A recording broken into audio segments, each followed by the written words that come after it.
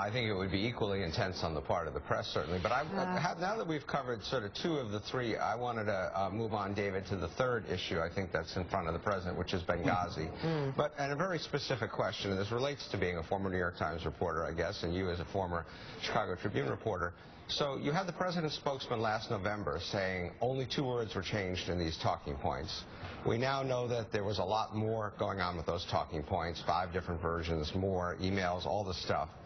And yet the White House has not yet corrected the record, so to speak. So if you were still there, what would you be telling the White House to do about these different stories, so to speak? Well, I think they would benefit from getting all these emails out in public because, as we saw last Friday, I mean, one version of one of the emails that was ascribed to the White House was edited in ways that had implications that weren't true.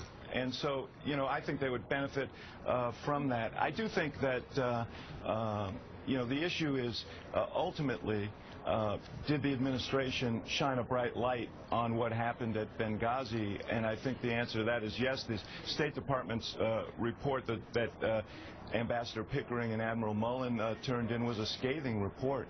And the issue is, so nobody was trying to hide the fact that there are a lot of mistakes made.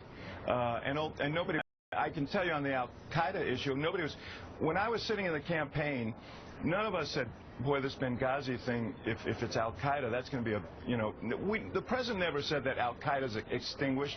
And if we had had a debate about terrorism from that point to the end of the election, I think the Romney people would have been very upset about that because they wanted the race to be about the economy. So, you know, I don't think there was an attempt at cover-up. Was this handled as well as it could have been?